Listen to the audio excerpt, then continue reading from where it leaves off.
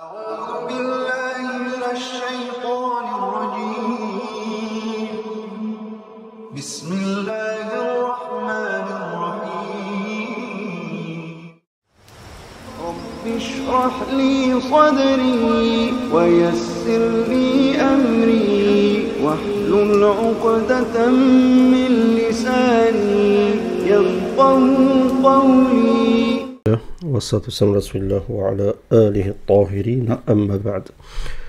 Donc il y a un shir que j'aime bien quand il s'exprime sur des questions de spiritualité, c'est le shir Abd al-Razzaq al-Badr. Ici on va décrypter une vidéo qui concerne la résistance contre Shaitan, contre Satan. Quels sont les moyens pour lui résister et pour essayer de repousser son waswas, le fait qu'il veut vous pousser à la turpitude, au dévergondage, à la désobéissance, mais aussi à la mécréance et à l'innovation. Bismillah. في طريقة مقاومة الشيطان تسجل في نقاط. الأول قال رحمه الله تعالى: من تجنب طرقه وخطواته وفعل الأسباب التي يخشى منها الوقوع في شباكه. تجنب طرقه وخطواته وتجنب فعل الأسباب التي يخشى منها الوقوع في شباكه. هذه مسألة مهمة جدا. Donc il commence par dire qu'il faut essayer d'éviter les pièges de Satan. Khotowat, c'est pas aussi. Voilà, tattabi'u khotowat shaitan, ne suivez pas les pas de Satan. Parce que Shaitan, il t'emmène tout doucement vers ses filets. D'accord? C'est pour ça qu'Allah Azza wa Jalla dans le Coran dit: Wala taqrabu az-zina, ne vous rapprochez pas du zina. Parce qu'il ne va pas t'y emmener directement, mais il va t'y emmener par ses biais. Par exemple, la musique est un biais qui t'emmène droit vers le zina, à force d'écouter vers la musique, mais aussi vers le nifaq, l'hypocrisie. في مقاومة الشيطان والسلام منه. يا أيها الذين آمنوا لا تتبعوا خطوات الشيطان ومن يتبع خطوات الشيطان فإنه يأمر بالفحشاء والمنكر ولولا فضل الله عليكم ورحمته ما زكى منكم من أحد أبدا. هذه الأولى. الثانية عمل الحصون من الأوراد الصحيحة والأذكار القلبية والتعوذات المتنوعة. تحصن بالذكر. ولهذا بعض المفسرين ومنهم الإمام بن سعدي في كتابه التفسير عند قوله تعالى من سورة الإسراء: إن عبادي ليس لك عليهم سلطان قال الذين يذكرون الله والله يقول. Donc premièrement, il a parlé du fait de ne pas suivre les filets, les pas de Shaitan, se méfier de ses pièges, d'accord, ne pas les suivre, se méfier, être sur ses gardes, et deuxièmement, de mettre des remparts contre Shaitan, al-Husun, par le biais des muhassanat, par le biais des invocations, al-dhikr, d'accord. Et Dieu dans le Coran, il dit: mes serviteurs, à Shaitan, tu ne pourras rien faire contre eux. Et le Cheikh Sa'di explique dans le tafsir que c'est alladhina yadhkuruna Allah, ceux qui font du dhikr, qui invoquent Allah quotidiennement. Donc le fait de prononcer des invocations, eh ben, ça te protège de Shaitan, ça t'accorde un protectorat. ومن يعش عن ذكر الرحمن نقيض له شيطانا فهو له قرين. Donc la preuve, c'est ce verset: ومن يعش عن ذكر الرحمن نقيض له شيطانا فهو له قرين. Ceux qui s'écartent du rappel du miséricordieux, nous lui assignerons un démon, فهو له قرين, ça sera pour lui un parallèle, d'accord. Il faut bien comprendre qu'ici ce qarin, c'est pas le qarin inné avec lequel qui vous suit depuis que vous êtes petit, qui est là pour faire le waswas. C'est un qarin, un parallèle, un démon en plus. C'est pour ça qu'il y a des gens qui vivent en paix et qui vivent de manière quotidienne avec un voire plusieurs démons, d'accord. Ça, c'est ce que j'explique à plusieurs reprises.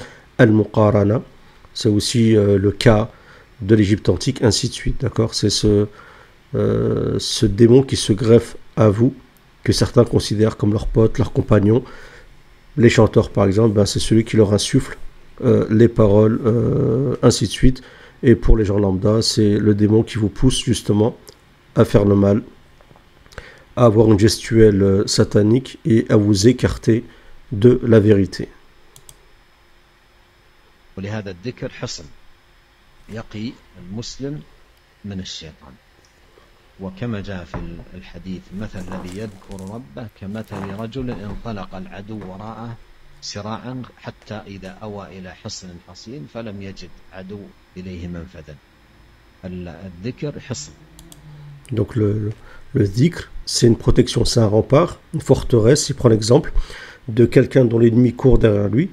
Donc l'ennemi le poursuit, jusqu'à lui, il arrive dans une forteresse et il s'enferme et l'ennemi ne peut pas le toucher. Pourquoi ? Parce qu'il s'est réfugié dans le dhikr. Le dhikr est comparable à une forteresse. Et d'ailleurs, Ibn al-Jawzi, dans Talbis Iblis, a une très belle métaphore concernant donc le fait de faire du dhikr. Il compare ça à une grande forteresse où vous avez un miroir qui représente votre ego, d'accord ? Et le shaitan essaye de mettre de la buée sur cette vitre pour vous empêcher de vous voir et de savoir comment vous êtes réellement par rapport à Allah Azza wa Jal. Et chaque fois que vous faites en fait du dhikr, vous allez empêcher cette buée de s'installer sur ce miroir. Vous allez pouvoir savoir qui vous êtes, où vous en êtes par rapport à la religion et vous réformer, d'accord ? Grâce tout ça au dhikr. Bon, c'est une métaphore qui est très longue, je l'ai citée sur mon livre La protection, se soigner par la ruqya ou la protection contre le mal des démons parmi les djinns. الخطوة الثانية عمل الحصون من الأوراد الصحيحة والأذكار القلبية والتعوذات المتنوعة. الثالثة استعمال السلاح المهلك له صدق الإيمان وقوة التوكل على الله. قوة التوكل على الله هذا السلاح قوي جدا يقوي العبد الإيمان، ولهذا قال إن عبادي ليس لك عليهم سلطان. وقال في سورة سبأ.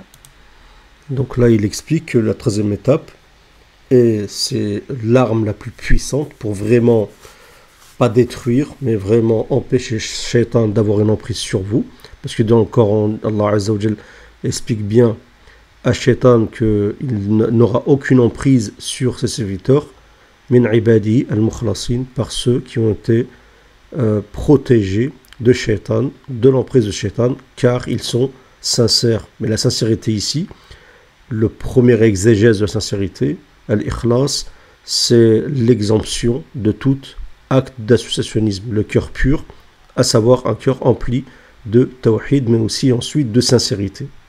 D'accord ? De toute façon, on ne pouvait pas avoir un cœur empli de monothéisme pur sans être sincère. Donc le fait de vouer un culte exclusif à Allah Azza wa Jal et sincère, et de plus de compter que sur Allah Azza wa Jal, d'accord, de ne s'en remettre qu'à Allah subhanahu wa ta'ala, fait que Shaitan ne vous approche pas. C'est pour ça que dans le verset où Allah Azza wa Jal dit que tu n'auras aucune emprise sur mes serviteurs, et ensuite Allah Azza wa Jal dit wa kafa bi rabbika wakila, Dieu suffit comme garant. Le garant, c'est celui sur qui on compte parce qu'on est sûr que c'est le seul qui peut nous protéger contre Shaitan. ولقد صدق عليهم إبليس ظنه إلا فريقا من المؤمنين. أقوى سلاح أن يقوي المرء الإيمان ويقوي التوكل على الله، ومن يتوكل على الله فهو حسبه. الأمر الآخر مراغمته في أعمال الخير، عندما تسجد لله وتصلي، عندما تقرأ القرآن، عندما تشتغل بذكر الله، عندما تحج وتعتمر، كل هذه الأعمال فيها إرغام للشيطان، إضعاف له. هذه العبادات المتواصلة هذه تضعف الشيطان. ومر معنا الحديث الذي أشرت إليه، قال عليه الصلاة والسلام إن المؤمن ليمضي شيطانه كما يمضي أحدكم بعيرا، يعني يضعف ويهزم شيطانه بالعمل والعبادة والطاعة والذكر لله سبحانه وتعالى. Donc ensuite, après la sincérité, le monothéisme pur et la confiance en Allah Azza wa Jal, vous avez al-muraghama ou irgham shaitan, targhimuhu, le fait d'agacer, le fait d'embêter, le fait d'affaiblir. En fait, la meilleure stratégie pour la défense, c'est l'attaque. Donc vous allez affaiblir Shaitan, d'accord ? Plus vous allez l'attaquer, et plus il va reculer. Et comment vous le faites ? Eh bien, par les actes de servitude. Parmi les actes de servitude que Shaitan déteste le plus, c'est le sujoud, la prosternation. C'est pour ça qu'on appelle les deux prosternations qu'on fait lorsqu'on se trompe dans la prière, targhiman li shaitan, un agacement envers shaitan. D'accord? Donc les adorations, faire des adorations, le hajj, la umrah, lire le Coran, la salat, la sadaqa, la prière de nuit, ainsi de suite, le dhikr, tout ça sont des actes qui vont agacer shaitan. Et c'est pour ça qu'il y a un hadith, je pense que ce hadith est daïf, mais en tout cas le sens est véridique. L'un d'entre vous fatigue le shaitan. L'un d'entre vous excusez-moi. Voilà, l'un d'entre vous, le croyant, fatigue son démon, comme l'un d'entre vous fatiguerait son chameau. D'accord? Donc en fait, vous fatiguez shaitan par les actes de servitude.